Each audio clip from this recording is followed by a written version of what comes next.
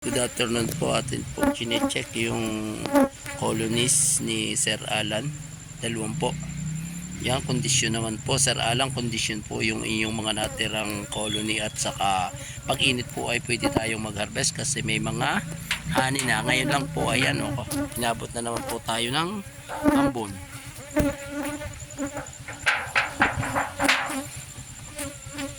Nasa ngayon po ay napakaulan pero akin pong nag-check po ako ng inyong mga colony at okay naman po. Kaso may mga nasira ding iba. Ganun talaga, hindi natin may iwasan yan dahil yung panahon ngayon ay talagang napakaulan. Ano, yan. At yun pong itong yan po.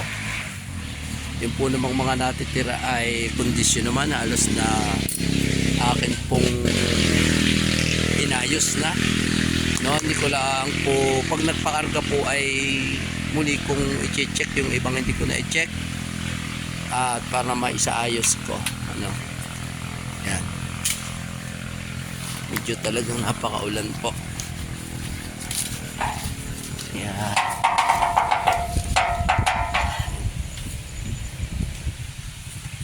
Ano kaya ito magkaigiba?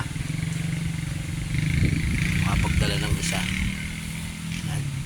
Ang mga suha po dito. Nanlalaglag light. Alboring ko na to. So yung ating buko. Saka meron pa po doon. Tutoy na ambon!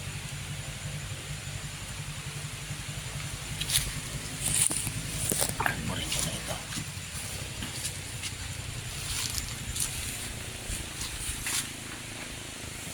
Yan, sa kabila po ng lahat na maulan ay okay pa naman po yung mga colony dito, mga colonies dito. Yan, pag init po ay maaaring makaharvest po tayo.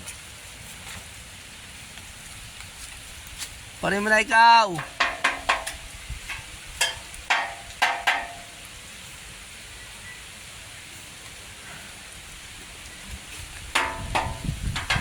Yan, napakaulan po ng panahon.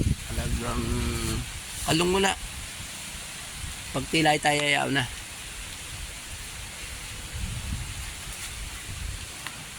Mga 100 ba? Yeah. Ano? Ang kuan.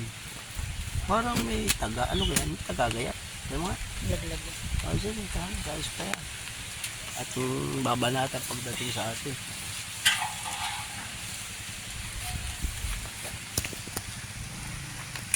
No?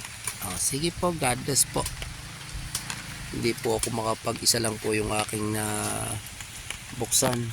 Alin nga pala to yung galing kay Rena na ano? Na maganda. Ito 44? 9. At sa i-open ko lang yung 9 na yun. From ganda kasi nakita ko number 9. Ako talagang maulan.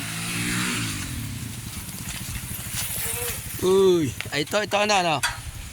Yung po, puteasa ako. Number 6.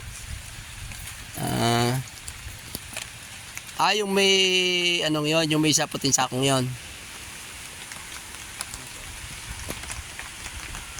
Maganda yung binuksan ko kanina kaya lang ay ang laki na ng inilaki ng broad kaysa noong galing doon. Laki na ng inilaki. Sayang yung akin na giba ng hangin. Check out tayo payaw na. Pakita ko lang sa inyo. Ito po ay usang nagbahay dito. Yan. Yan po yung hitsura niya. Oh. Yan, ito po ay ilalagay ko sa prim pagka hinarvest ko. Tayo lang po ay mag-iintay ng tila para po makakuha tayo ng honey. Ang lakas po niya. Oh. Yan, oh. God bless po mga kabis. At talagang pong maulan.